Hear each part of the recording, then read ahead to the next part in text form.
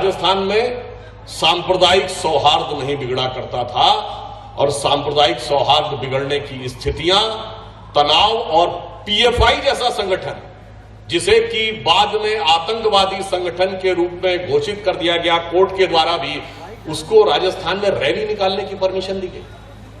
उदयपुर की घटना, इससे ज्यादा तो यहां की जनता से ज्यादा और किसी ने नहीं समझा होगा कि राजस्थान जहां कभी सांप्रदायिक तनाव नहीं होता था, उस कालखंड में यहां पर वो भी देखने को मिला। मैं ये कह सकता हूं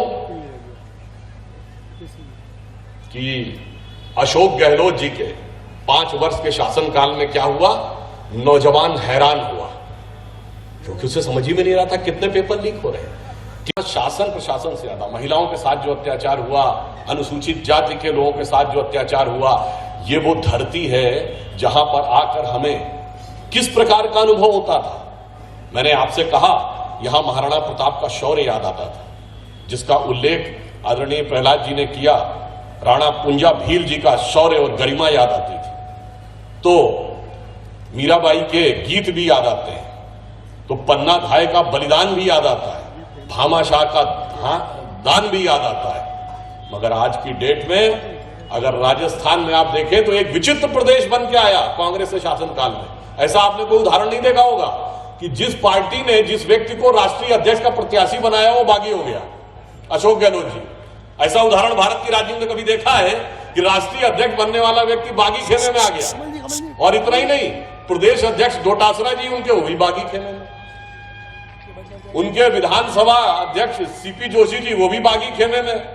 और इससे ज्यादा और क्या हो सकता है कि उनके ऑब्जर्वर आए और कहे कि विधायक हमसे मिले नहीं, हम जाके शिकायत करेंगे। और अब तो इस ढंग का वीडियो आया है, मतलब अब देखिए, जो कहते थे कि मोहब्बत की दुकान सजा रहे हैं, क्या गजब का वीडियो आया है। मैं नहीं कह रहा हूं, उस वीडियो में एक कांग्रेस का नेता कह रहा है जो कि अशोक गहलोत जी की जिंदाबाद और राहुल गांधी जी और सोनिया जी की मुर्दाबाद कर रहा है। अब बताइए, कोई बाहर वाले कहने की जरूरत है? एक कहावत होती है ग्रामीण क्षेत्रों में कि मल्लन से मल्ल घनेरे, बाहर ना तो घर में भतेरे। यानी कुश्ती लड़ने के लिए बाहर पहलवानों की जरूरत नहीं, घर में एक दूसरे से कुश्ती लड़ने के लिए तैयार है।